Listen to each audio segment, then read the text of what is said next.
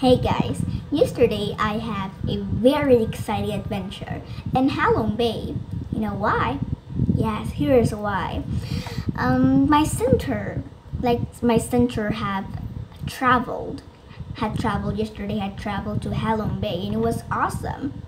My family had traveled to Halong Bay before, but this was great because we were staying in a nice resort, five-star resort, and each person have to give the manager 3 million Vietnam dong.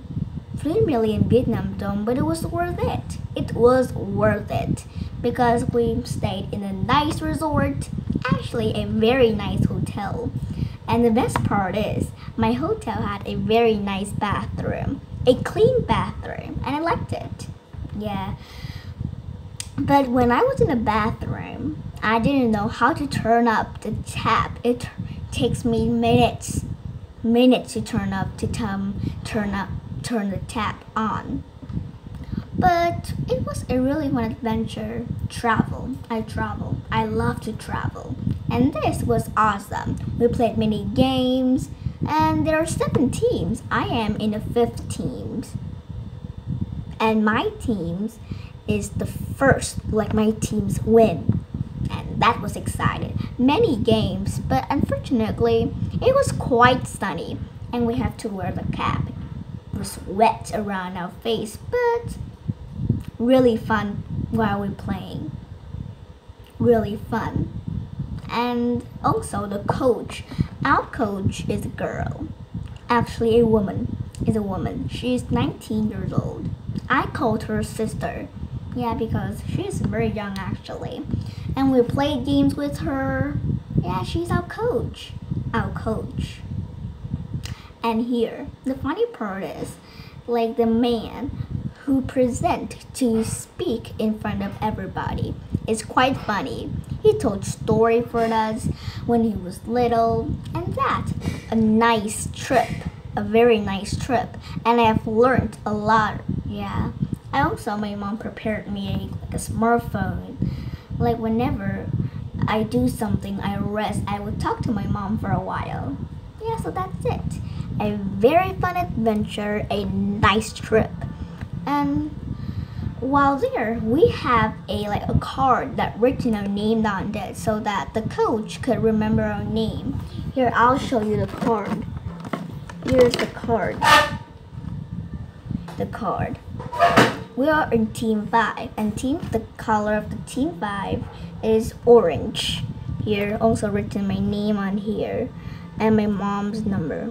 Yeah, so that's my card, and I wear it like this.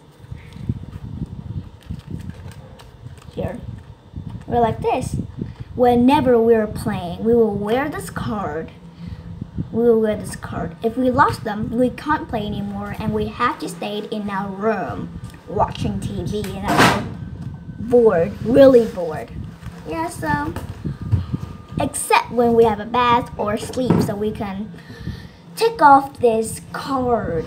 But when we are playing or outside the room with our coach and our friends, we have to keep this card forever, so that if we lost them, we can't play anymore, and we have to stay in a hotel, in a resort. Yeah, so I still keep it. And today, as usual, I want to read for you guys a story about Dick Whingtton and his cat. So the story is all about Dick Whingtton and Dick Whingtton's cat. Have you ever heard of the man named Dick Whingtton? A long time ago, Dick Whingtton in London. Do you know what was he? Okay, if you don't know, he was a Lord Mayor of London a long time ago in London. Dick Whingtton was a Lord Mayor, and was famous. When he was little, he was poor, really poor. But then he moved to London and all of his adventures in London. And then, what happened? He became the Lord Mayor. Are you curious about the story? If you're curious, then let's go.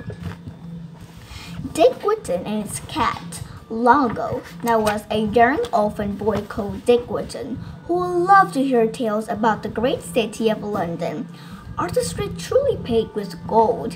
He would ask, and the villagers always told him they were. So one day, he decided to set off to make his fortune in London. But as he entered the city, he found no gold. All day, he trod through the narrow gray streets and met people dressed in tattered clothes. Cold and hungry, Dick lay down on the doorstep and fell fast asleep. He was woken abruptly by the bad-tempered cook of the house. "Wake up, you lazy boy," she said, prodding him. "You can't sleep here."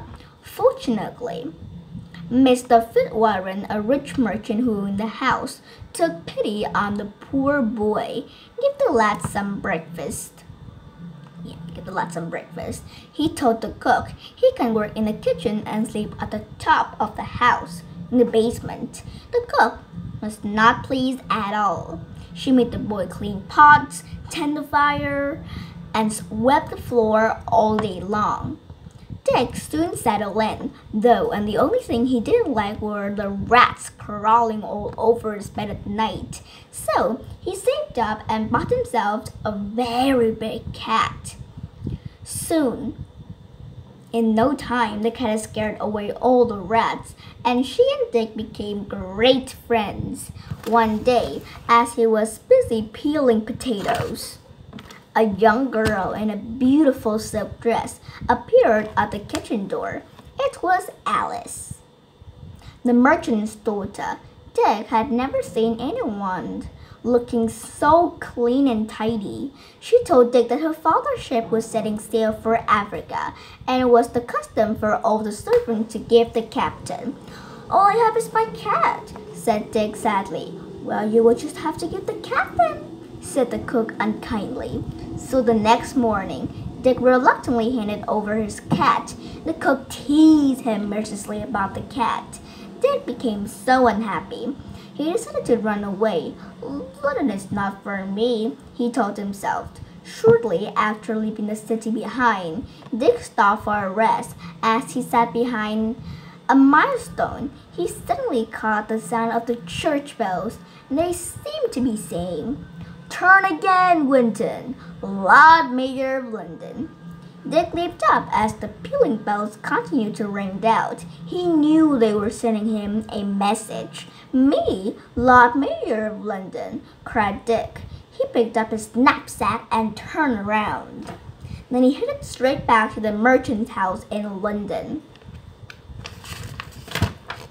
Meanwhile, Dick Cat had sailed all the way to Africa.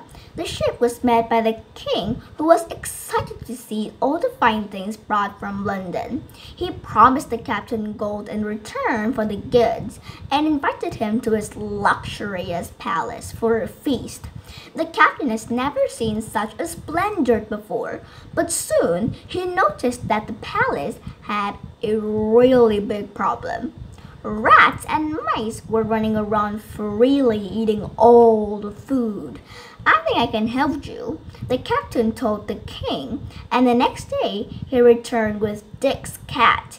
Immediately, the cat sprang into action, and in minutes all the rats and mice had scampered away. The king had never seen a cat before and was really delighted. "I shall give you 500 pieces of gold for this, magnificent creatures," he told the captain. "But if we set sail without the cat, the ship will be overrun with rats." The captain told them. "They will eat all our food and we will starve to death." 1,000 pieces? cried the king. "The cat is yours," replied the captain, hoping that this was a risk worth taking.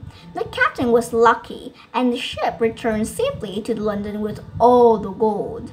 When Mr. Fitzwarren heard the captain's tale, he immediately summoned Dick and told him the happy news. "Congratulations, Mr. Whingtton," he addressed Dick politely. "This gold is payment for your cat. You are a very rich man now." And as Dick left the room, the words of the bell were in his ear. "Turn again, Whingtton, Lord Mayor of London. Maybe one day, he said to himself before setting off to buy all the servants a present. He even bought the bad-tempered cook a silver brooch. He even bought the tempered cook a silver brooch. A silver brooch. And when the bad-tempered cook take that into her hair, the bad-tempered cook really liked it and thanks Dick Whingtton. And for himself, he bought fine clothes suitable for the gentleman he had now become. Alice Fitzwarren thought he looked very handsome indeed, and soon they became sweethearts. When Dick told Alice about the message of the bells, Alice said, "I do believe that will happen," and she was right. Some years after Dick and Alice were married, he did indeed become Lord Mayor of London. And occasionally, he would travel out to the master in his gold carriage, driven by 8 beautiful horses. There he would think about his cat and remember the first time he heard the message of the pealing bells. Turn again, Whingtton, Lord Mayor of London. So that was the end of the story. And I hope you liked the story about Dick Whingtton. The story of Dick Whingtton, Lord Mayor of London. And also his cat, also his cat. And I really like the story though. I hope you like it. Especially, I like about my trip. And also, I would write all the things about my trip into my diary. Yeah, I have a diary here. Here's my diary. I have a diary. Yeah, I would write all the things I can think of in my diary. And it was a good way to learn English actually. Like writing, learn how to write. If you want how to write, you have to have good vocabularies. So this is a very good way. Learn lots of vocabulary and write your diary. Like every day, what do you feel? Happy, sad? If you feel happy, why are you happy? Write in this book. Why are you sad? Write in this book. Yeah, like that. So a very good way. And also, I like my trip so much. And this book is great. So thank you for watching and bye bye.